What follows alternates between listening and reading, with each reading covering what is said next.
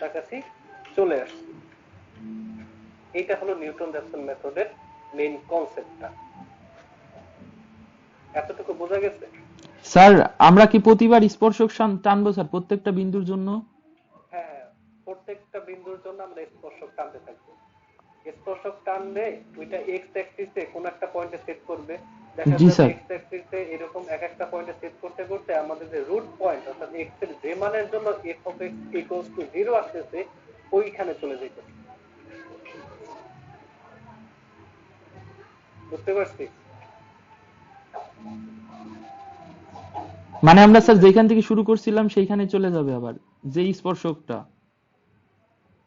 না না না, বুঝতেছেন না আসলে। আমি দেখাই। এইখানে তো আমাদের এরকম একটা গ্রাফ আছে।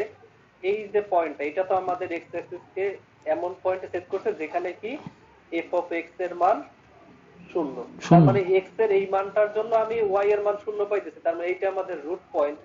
জি এটা স্যার। আমাদের রুট পয়েন্ট। এইখানে আমার ইকুয়েশনটা স্যাটিসফাইড থাকে।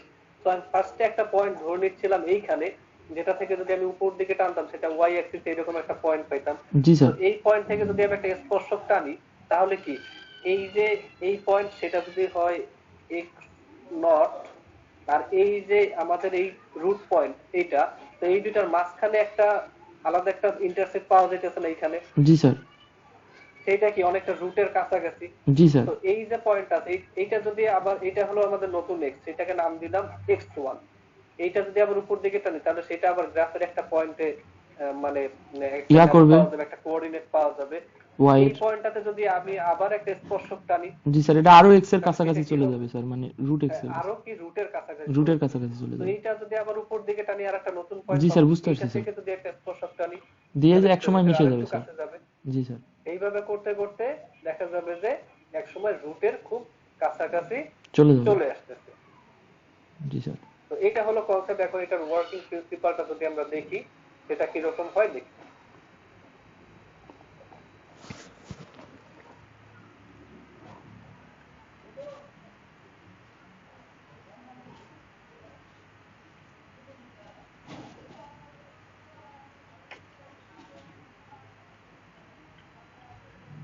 আমাদের যে ওয়ার্কিং প্রিন্সিপালটা আছে সেটা যদি আমরা দেখতে চাই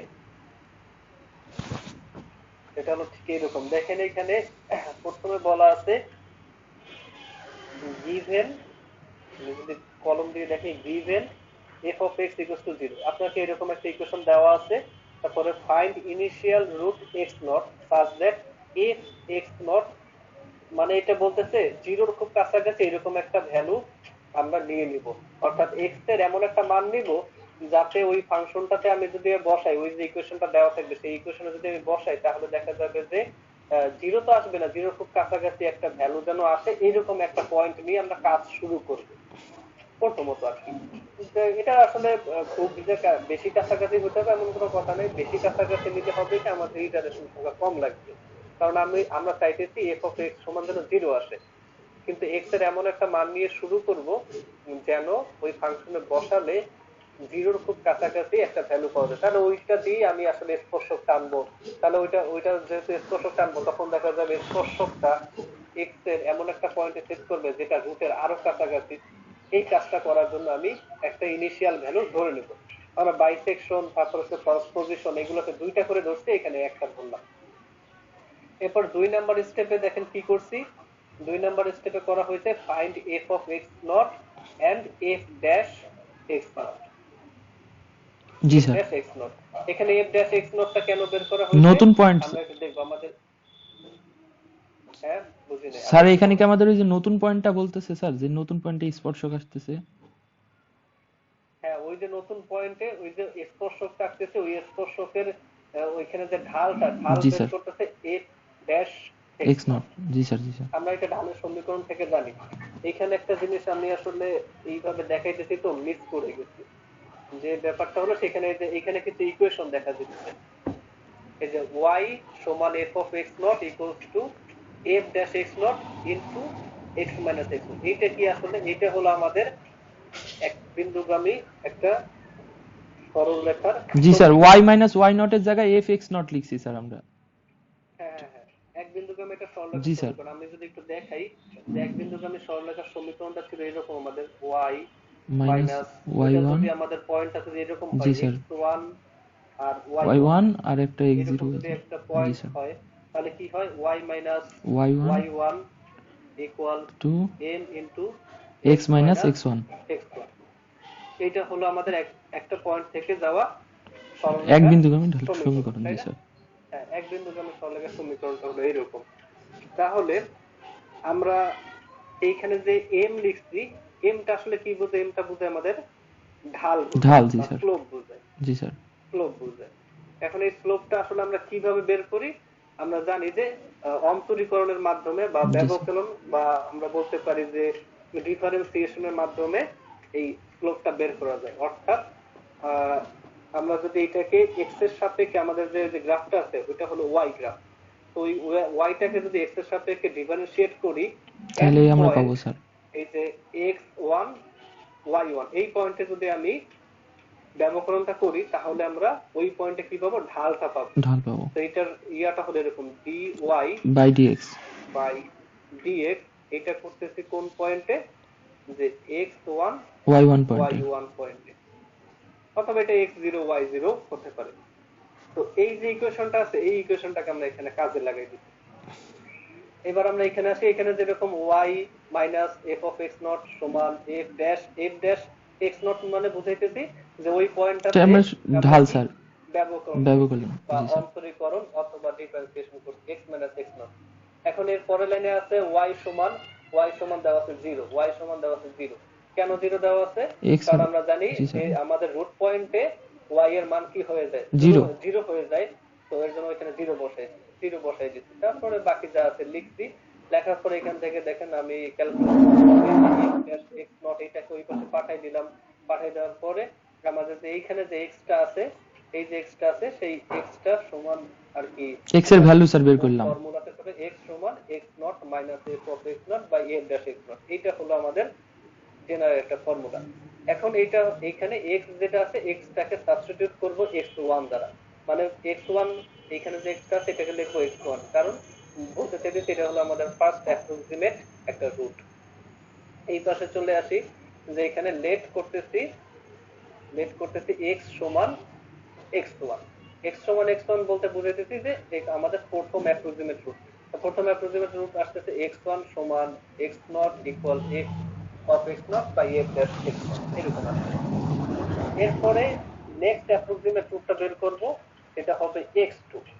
x2 যখন বের করব তখন ওই আগের যে x1টা বের করে রাখছি সেটাকে কাজে লাগাবো। x2 সমান হবে x1 minus f of x1 by f dash x1। এইভাবে করে যদি আমি x3 বের করতে চাই, x3 বের করতে চাইলে সেটা কি রকম হবে? সেটা হবে ঠিক এইরকম। আমরা যদি x3 বের করতে চাই এখানে x3 বের করতে চাই তাহলে তাহলে লিখবো এক্স সেটা এক্স থ্রি মাইনাস। x2 ও সরি। মাইনাস জি sir. f of x2 by f dash x two. x2, এরকম করে লিখবো। তো আমি চাইলে এরকম অসংখ্য বের করতে পারি। জি স্যার। তাহলে আমাদের একদম জেনারেল ফর্মুলাটা হবে x one. n O sir x N. G sir. x n।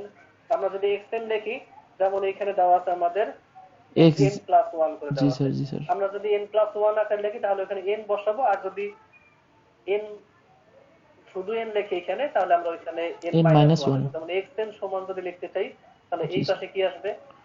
F x of. n minus 1 জি sir. Minus f of x n minus 1 by f dash x n n minus minus 1। One. আর এখানে যদি n plus 1 লেখেন তখন তাহলে এখানে খালি N চলে হবে আসবে স্যার। n, এখানে চলে আসবে n, এখানে চলে আসবে n। বুঝতে পারছি? জি তো স্যার। এটা আমাদের ফর্মুলা। এই ফর্মুলাতে বসে আমরা বারবার কাজটা করব। তো এখন একটা এক্সাম্পল দেখি। যেমন এখানে বলছে find real root of equation x cube minus 3x plus 1 equals to 0 by Newton-Raphson method correct up to 4 decimal places। এখন এখানে প্রথমে ওই যে আমাদের লেট করে নেই যে f of x সমান 0 এটা ধরে নেই।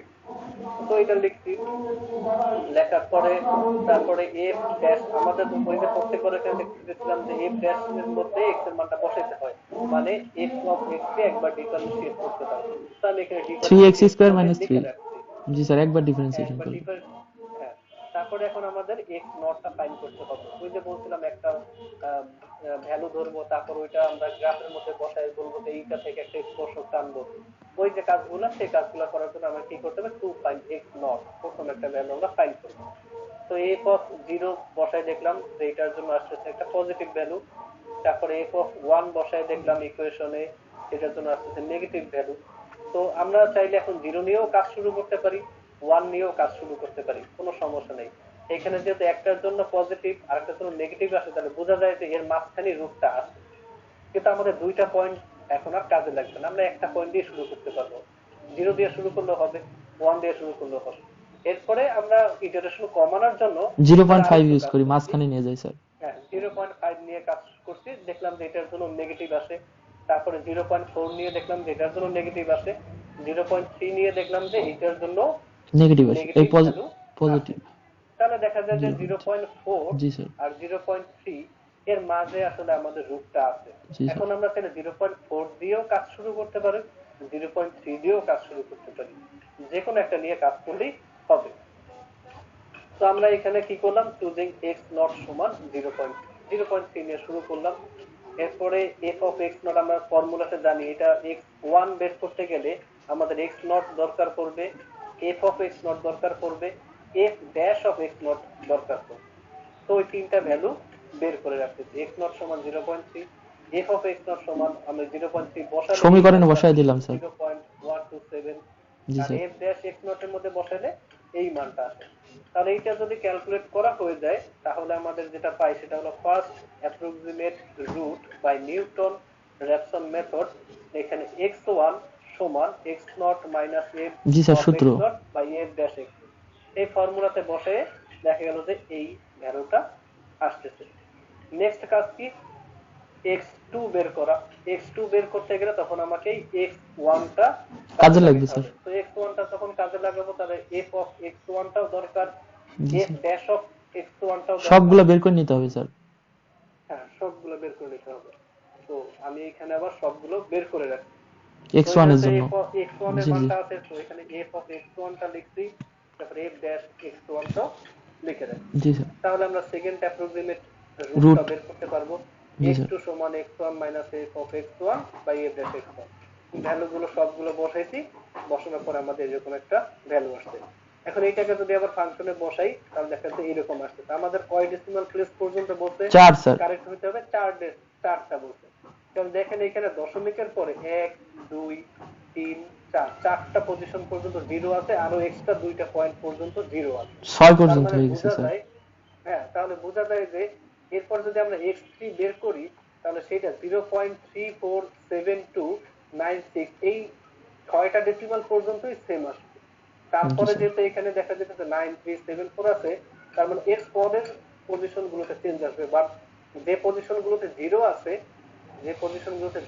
ওই পজিশন পর্যন্ত আসলে পরের ইটারেশনেও রুট বের করলে সেম ডেসিমাল প্লেস গুলো থাকবে। পাওয়া যাবে। তাই আর কি আমি পরের x3 আর বের করি নাই, এইটাকেই বলে রাখছি যে এইটাই হলো আমাদের রুট, x সমান 0.3472। কারণ এইটা যখন ফাংশনে বসাইছি দেখছি যে জিরোর খুব কাছাকাছি চলে আসছে। স্যার এখানে আর ফাংশনে বলতে আমাদের, কি স্যার, আমরা স্যার ওই যে প্রথমে যে সমীকরণটা ছিল আমাদের ওইখানে বসাইছি আমরা। হ্যাঁ হ্যাঁ হ্যাঁ হ্যাঁ, এটা তো f ড্যাশ না, এটা দেখেন শুধু শুধু f x, G of sir. x। মানে আমরা কি এই যে x2 এর ভ্যালুগুলো ওইখানে প্রত্যেক জায়গায় স্যার ওই x এর জায়গায় বসায় দিছি। হ্যাঁ, প্রত্যেক জায়গায় ওই যে x এর মধ্যে জি স্যার। x1 x2 জি x0 স্যার, এগুলো সব ওই একটা ফাংশনে বসাইতেছি। আর বুঝতে যখন পারছি। ফর্মুলা দরকার তখন f ড্যাশটা দরকার, যেমন জি এখানে ফর্মুলা জি থেকে স্যার। f ড্যাশটা দরকার, তখন ওই যে প্রথম যে ইকুয়েশনটা ছিল ওইটাকে একবার ডিফারেন্সিয়েট করে জি নিছি, স্যার, দ্বিতীয় ওইটার যে ইকুয়েশনটা। ফর্মুলাটা পেয়েছি, হ্যাঁ, জি স্যার। ওইটার মধ্যে বসাই দিচ্ছি। জি স্যার। জি বুঝতে স্যার। পারছি? জি স্যার। তো এরপরে আমাদের এটাই হলো answer। তো এটা হলো নিউটন র্যাপসন মেথডের কনসেপ্ট, ওয়ার্কিং প্রিন্সিপাল এবং তার একটা এক্সাম্পল আমরা দেখলাম। যদি কারেন্টটা থাকতো তাহলে আপনাদের আমি একটা করতে দিতাম, যে এখানে নিচে দেখেন আরেকটা এক্সাম্পল দেওয়া আছে, একটা স্যার রুট দেওয়া এক্সাম্পলটা আছে, বলেন কি স্যার, একটু করতে তুলে পারি। নি স্যার। হ্যাঁ, এক্সাম্পলটা বলেন স্যার, তুলে নি স্যার, দেখতে পাচ্ছি না তো ভালো মতো। সেকেন্ড এক্সাম্পলটা স্যার যেটা করতে দিতে চাইছিলেন স্যার। না স্যার তো এটা দিয়ে দিবে, স্যার এটা পিডিএফ এ দিয়ে দিবেন না? হ্যাঁ পিডিএফ এ আছে। জি স্যার, ওইটা ওকে আছে, স্যার দিয়ে দিলেই হবে। ওকে স্যার, সমস্যা নেই তাহলে। হ্যাঁ তো ওইটা আর কি কারেন্ট থাকলে আপনাদের ওইখান থেকে পরে তারপর আবার অ্যান্সারটা জানতে চাইতাম। দেখা যাইতেছে কারেন্টটা নাই, আমার জন্য এখানে একটু প্রবলেম হয়ে গেছে। আচ্ছা ফাইন্ড, এখানে বলতেছে find the cube root of 48, find the cube root of 48 by Newton-Raphson method, correct up to 4 decimal places। মানে 48 এর আমি যদি ঘন রুট বের করি, কিউব রুট বের করি, তাহলে যে মানটা আসবে সেইটা বের করতে বলা হয়েছে, যেটা 4 ডেসিমাল প্লেস পর্যন্ত কারেক্ট হলেই চলবে। মানে আমরা ঘন রুট করি, স্কোয়ার রুট করি না, এখানে ঘন রুট বের করতে গিয়েছে 48। জি স্যার, বুঝতে পারছি স্যার। বুঝতে পারছেন? তো এটা নিউটন র্যাপসন মেথড অ্যাপ্লাই করে আমরা করতে পারি। তো করেন স্যার এইখানে করে যদি আমাকে, স্যার এখানে 48 1/3 স্যার, এটা যদি x কিউব ইজিক্যাল টু 48 হবে না তাহলে স্যার?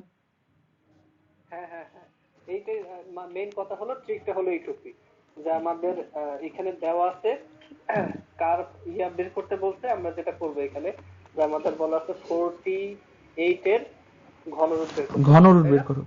জি স্যার। হ্যাঁ, তো এটা বের করতে বলছে। ইজিক্যাল আমরা টু কি x। করব, এটাকে লেট করে নিব জি স্যার। যে লেট x সমান এইটা।